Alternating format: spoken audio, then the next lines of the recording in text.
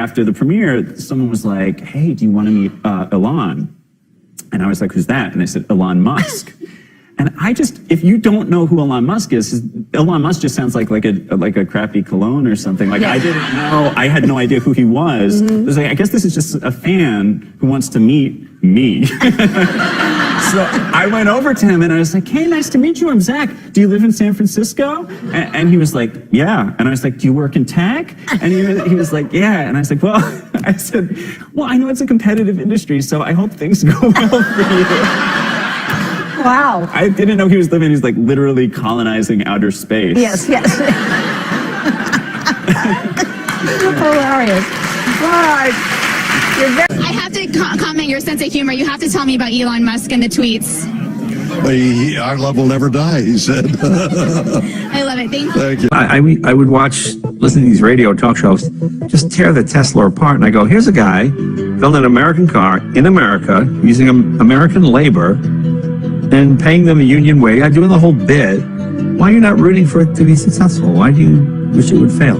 I don't quite understand that.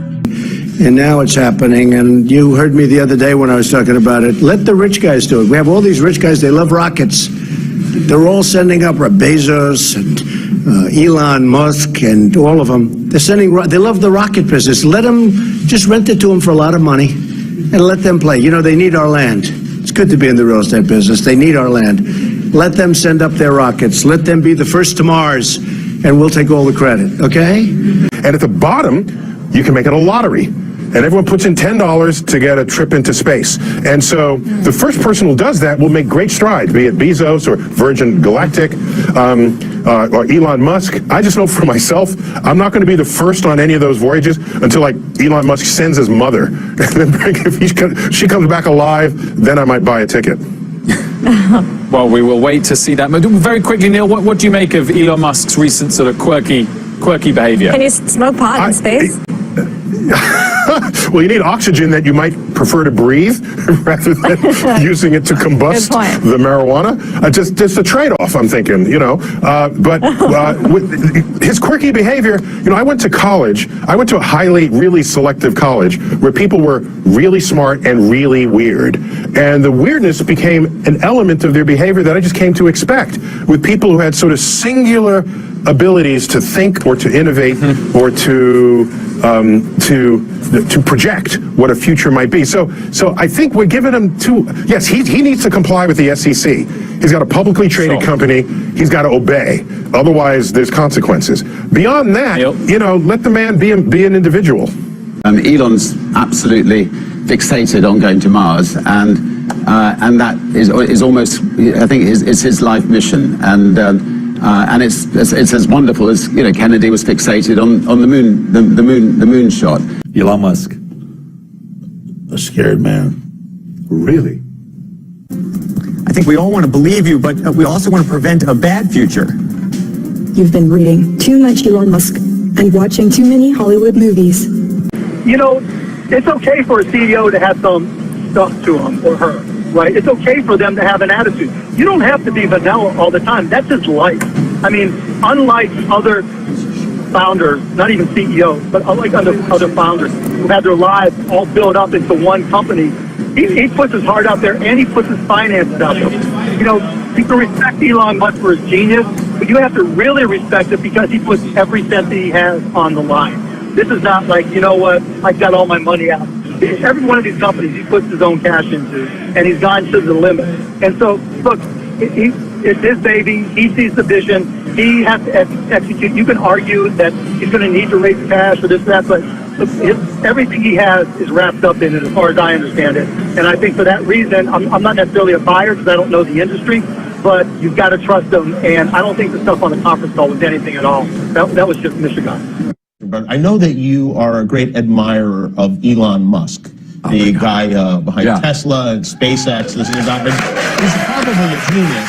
I mean, I truly think that he is, you know, probably the most important entrepreneur on the planet. And you had an encounter with him. Did you seek him out, or did he seek you out? God, I wish he seeked me out. No, I seeked him out. I actually just wanted to see if I could get kind of a look behind the the velvet curtains of SpaceX. And so I was connected with his assistant, actually. And so she invited me down to SpaceX, and she gave me this whole tour. And then at the end of the tour, she just brought me to Elon's cubicle. And he has a cubicle. Yeah.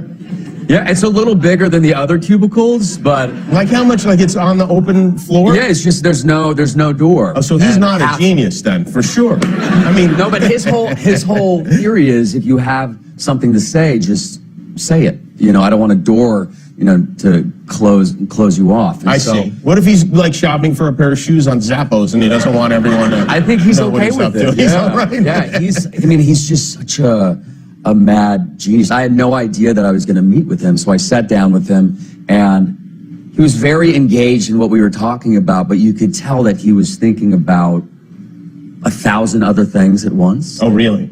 Yeah. Yeah. It was so bizarre. Like, I knew he was listening, but also I knew he was thinking about so many other things. Huh. You sure you didn't just imagine that? He was just really like thinking about lunch or something? Or? Maybe. But what did he say to you, and what did you say to him? I don't remember. But honestly, after sitting down and talking to him, I realized that I'm now convinced that he's an alien. I really do. I mean, there's what other answer is there? He is an alien, right? Where's he from? I don't know. No, he's from South Africa. Right, exactly. Yeah. So he's an alien. He's an alien to our country. Yeah. By the way, if he was an alien, I don't think he'd pick the name Elon, or maybe he would pick the name Elon, because then when we found out ultimately that he is an alien, he'd be like, I named myself Elon. Isn't that close to alien? How stupid are you people? Yeah, I mean, it's pretty obvious. You think if I was human, I'd be in a cubicle? I'm a billionaire. I mean, after our meeting, I sent him a tweet saying, the world wants to know, are you an alien? And he responded saying, no, I'm not, but I used to be. Well, that makes no sense at all. Well, yeah. Well, and I would love to talk to Elon Musk. So I'm sure that would be ridiculously fun. I would love to find out. I'd like to ask him about his thought process. And also, I'm really curious about how in the world he manages to do multiple impossible things, because doing one impossible thing is impossible, but doing like 5 impossible things is the product of 5 impossibilities, and that just seems like hyper impossible. But he's managed it. You know, I mean, think about it. Think about what he did. He built an electric car, which is like hard, and then he built a rocket, and then he blasted the car into space on his rocket. Like that. That's not real. That doesn't happen. But it did happen, and he did it. And so I would love to talk to him. I think that would be extremely interesting. What do you think of Elon Musk's behavior as a CEO? Well, I think it has room for improvement. And he would say the same thing. You know, I mean, it's just some people have a talent for interesting quotes, and others have a little bit more of a blocker up there that says this can get me in a problem. And but he's a remarkable guy. But I just don't see the necessity to communicate. You know, I think I've got 7 tweets because a friend of mine signed me up for it, and she's called me about 100 times saying, can I tweet this or that? And I've said yes to her 7 times, I guess, or something like that. I've never actually written one myself. I don't even know how to do it. Have you talked to Elon ever? He joined the Giving Pledge, so once or twice, but that's a lot of years ago. You know, 7 or 8 years ago. He hasn't come to our annual gathering, so I haven't seen him for 7 or 8 years. When you look at all the pioneers in space today, you think of Jeff Bezos, you think of Richard Branson, Elon Musk. Yes. Who do you think is really leading the way forward? I think SpaceX, probably because of Elon coming from South Africa, having the competitive spirit to make a good bit of money in PayPal, and then put that into his dreams. Elon would like to get involved in selling launches to the Air Force, but he's being opposed some. he almost went broke. He had 3 failures. And one more, in his words, would have taken him out of the business of rocket launches. He sort of succeeded on that one, pretty much. He has a very good rocket and a very good price. I asked him if he wanted to maybe lead efforts toward Mars by allowing people to use his rocket on their project to fly by of Mars, and then combining another company. I said, I'm in touch with very wealthy people, or maybe in Dubai, Abu Dhabi, and perhaps we could have some investment money. He said, no, we don't need any money.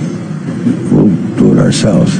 His spacecraft, the Dragon, is capable in the feasibility study of landing on Mars in a different way than we've thought we needed, with big heat shields, big parachutes. He has a method of doing that.